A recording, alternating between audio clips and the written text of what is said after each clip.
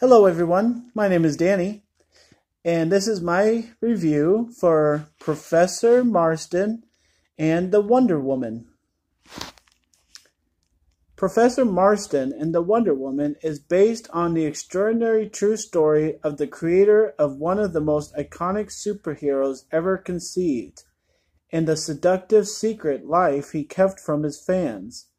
Harvard psychologist Dr. William Moulton Marston was roundly criticized for the creation of his feminist superhero, but it was his personal life, including a polyamorous relationship with wife Elizabeth and their lover Olive, that was more provocative than any adventure he had ever written. This is a 2017 movie, totally rated R, runs about an hour and 40 minutes or so. It stars Luke Evans, Rebecca Hall, and Bella Heathcote. My first disclaimer on this review is that if you have not seen this movie yet, this is my warning to you that my review is going to be a little bit more real than my other reviews. For those who have seen this movie, this is my warning to you that obviously you know that the movie has some tough things to talk about, and I'm going to attempt to talk about them.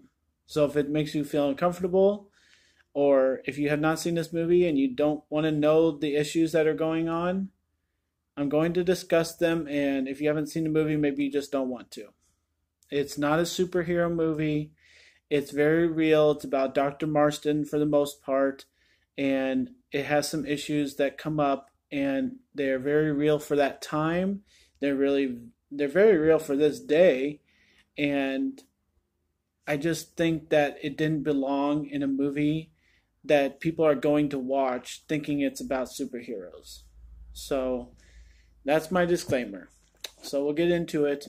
The first one is all the symbolism that it does have for Wonder Woman's character and all the inspiration that Dr. Marston took from his real life. There are some cool things here and there, and I did appreciate them along the way, especially some of the things that I found out, and I'll get into those here in a minute. So I'd give it a plus for including some cool symbolism aspects. The other kind of going along those lines is that apparently Dr. Marston and his wife Elizabeth, mostly Elizabeth, is the creator of the lie detector. It's a huge part of this film, and I don't know how it would survive without it. It kind of needs it, and obviously any fans of Wonder Woman would know that the rope exists for the fact of truth-telling. So that's kind of cool too. So the aspects of that being incorporated with all this heavy stuff kind of helped, along the way, but it didn't have enough of it nearly. It was mostly about this personal life, and it really tried to survive on that aspect of being about his personal life. Okay, so on to the issues. Is the language? Very much so. I'd say the wife Elizabeth uses the most language.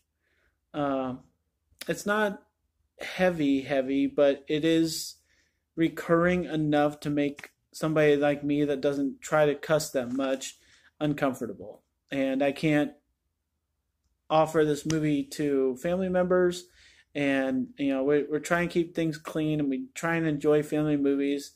Most everybody I know would enjoy something that says Wonder Woman on the front cover, but I can't suggest this to half the people I know because of the language. It just, I just wonder how some movies would be if they just decided to cut out the language. They'd be so much better. They'd be put on TV real fast, and, they wouldn't have to be worked out to make certain crowds see it, because it has so much language. And I just don't really know what they're thinking, because everybody goes to see superhero movies nowadays.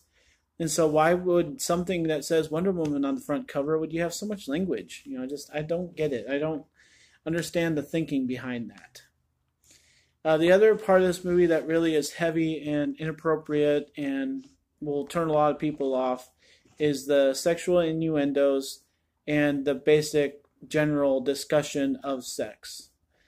The main characters kind of can't stop talking about the potential of having sex, and that just makes them seem superficial.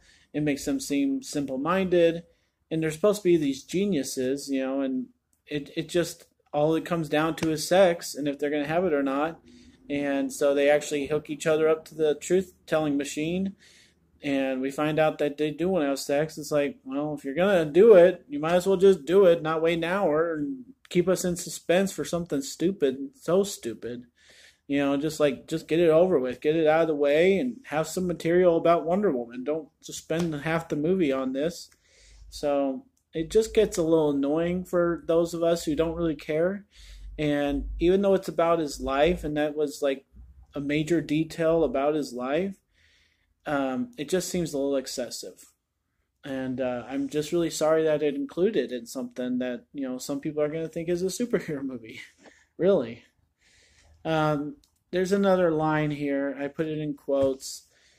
Somebody says, lesbianism is an illness. Lesbianism is an illness.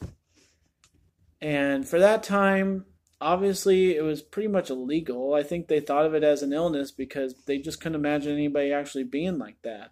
And look at where we are nowadays. I went to Walmart and saw two ladies holding hands the other day. And they're in high school. They're so used to it, they won't even think about something like that being a possibility back in the day. We are so numb to it nowadays. We're just, it's not even an issue, really. I'm sorry that it has to bring up stuff like this, and I'm sorry that it really kind of ruined Wonder Woman for me, but apparently Elizabeth, the wife, is the founding material inspiration for Wonder Woman, and the fact that she has lesbian attributes basically means that Wonder Woman was a lesbian, and I can't even begin to think about that. It's really tough to think about, and the fact that they made this movie to make people think about that, it's kind of sad. And it's a really serious issue in this country, but most of us, I would say, think that it's very natural, and however we're born is what we're born. And I'm really sorry that Wonder Woman has that kind of history about her. And, I'm sorry that somebody felt like they had to make a movie about this lady that was, supposedly ill for her time. But they made it work, I guess. But that's the other part of this is that it's very crazy, provocative kind of way of making a movie. They have this whole situation of free love. They have this situation of, one guy impregnating other women and, two women, and they're each having kids, and, their living situation and the school situation is so weird that they can't even touch the tip of the iceberg on how messed up this movie really is. And they just kind of skim over the little aspects of it, one day a kid comes home beat up, and they're like, the neighbors tell them they think they should move and get their kids out of school. And, we don't get to develop that and see what's really going on and see why they're so hesitant to just take themselves out of the equation, and, why they wouldn't live separately and, let the kids grow up and, get known about this. We never get to, really get any conversation with the children on what's going on or what age they decide to tell them about what's going on. There's so much more to this movie, and they just kind of tell us what it was, and they don't develop or get into it at all. And it's so serious, and it's so, it matters very much and then you're just going to skim over it like it's nothing because it was their life and it was very common for them to deal with.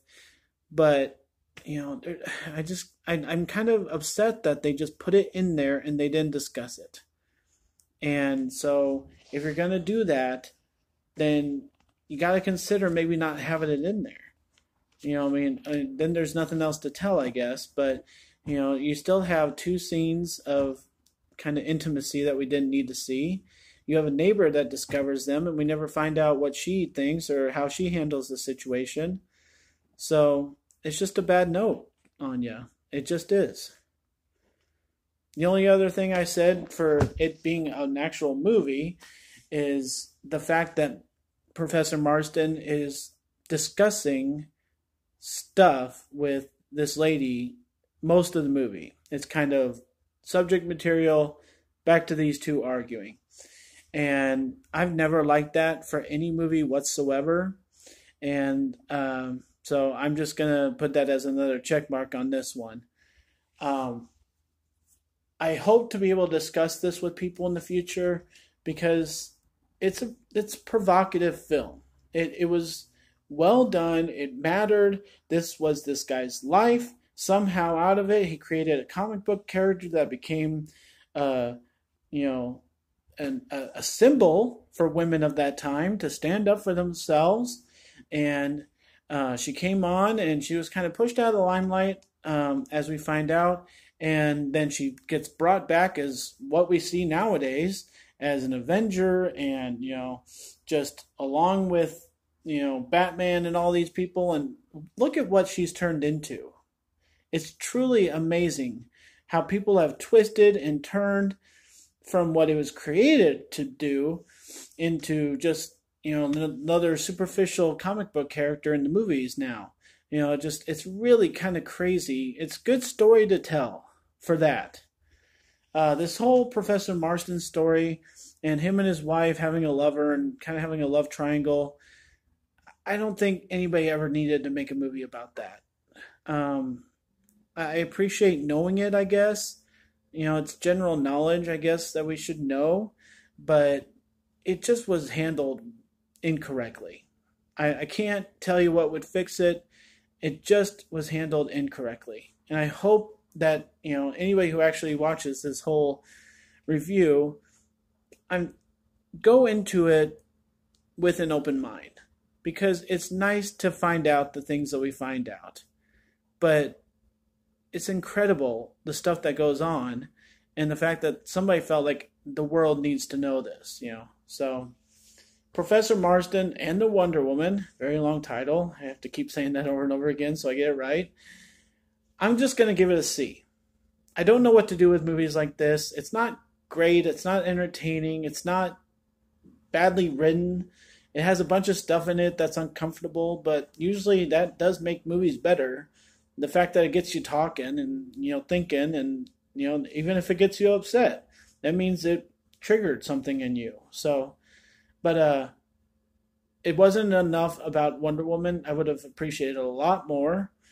The family, obviously became wealthy, and it just kind of throws in there that Professor Marston's gonna die, but he never does die in the movie. We never get to see that and feel that emotion. That would have maybe added another layer to it. So I just have to give it a C. And I have a hard time thinking of these kind of things as movies, but it really is. So I'll just give it a C. Let me know what you guys think. I appreciate movies like this because it gets us talking. And I want that to continue to develop between me and my viewers here on YouTube. So thanks a lot, guys. Anybody who suffered through my 14-minute review here, thanks a lot. Not all movies are this detailed and have to be discussed this much. So go and give my other videos a watch. This is number 101 for me. And continuing on from my first 100. And this has been a very fun road, a very fun journey. And if this is the kind of stuff I get to watch, then awesome. I'll be okay getting stuff to talk about. It's always appreciated for for me. So a C for Professor Marston and the Wonder Woman. And thank you, everybody. Like and subscribe to my channel if you like any of my videos. And just keep supporting the movies. My name's Danny. Enjoy your movies, guys. Thanks a lot.